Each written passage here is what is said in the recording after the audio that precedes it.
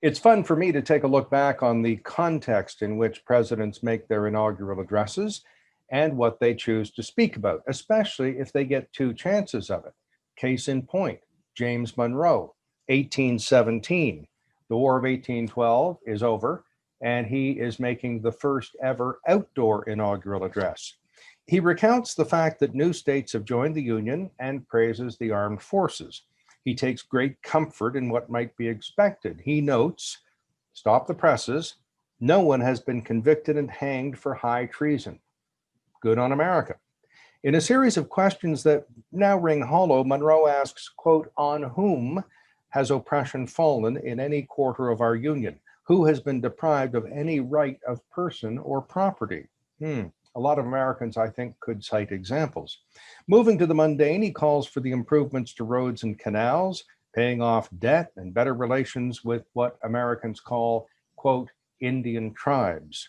In a florid moment, he notes that, quote, the heart of every citizen must expand with joy when he reflects on how near our government has approached to perfection, that in respect to it, we have no essential improvements to make. I bet many Americans would agree many improvements have been made since 1817. Now, Monroe makes his second inaugural even longer. He delves into a report of the Board of Engineers and Naval Commissioners about defense.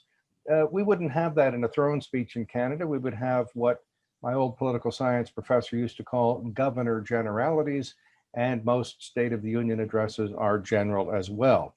Well, Monroe goes on to note tautologically that if there were no fortifications, then the enemy might go anywhere he pleased. No indication of who the enemy is.